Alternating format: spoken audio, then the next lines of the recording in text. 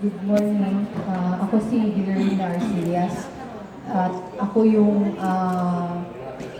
pinuntahan nila para mag-reveal regarding sa pagpanira sa ating kay PRRD. Actually, before siguro mga 2015 pa, nag-support din ko kay Presidente Duterte. But, Excuse me.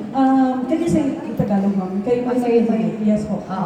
Noong 2015, talagang sumusuporta po ako kay Presidente Duterte. Kaso merong mga pangyayari na merong isang pinalapit ko sa kanya, actually hindi sa akin, na nasaktan kasi ako at napahiya ako. Kaya yun ang dahilan kung bakit sumuporta ako sa Liberal Party. At isa pa, malaking influensya din yung family ko. Pagkatapos po nung eleksyon, nakita ko po kasi I admit na para akong kung sa Tagalog pa is mabilis ang pera. Meron kasi nagsabi sa akin, magsalita ka lang ng hindi maganda para kay Presidente Duterte na para manalo. Mabilis ang pera. So, I admit na maraming nagpapadala ng pera, no? Para lang magsabi ako na kung ano-anong paninira sa kay PRRD. And then, after election, marami akong pagtatampo rin, no, yung sinabi ko kanina. And after nung election, ganun pa rin, no? Kasi ang gusto kong marinig sa kanila is yung sabihin nila sa akin na regarding sa AGK. But sabi nila, ngayon na nakaupo si PRRD, wala na daw silang power. So after marami silang inuutos sa akin na ipashare kasi mas mapapaniwalaan daw ako kasi andito ako sa Davao at saka isa pa, related ako sa isang city councilor. Pwede hindi ko na munang ipangalan.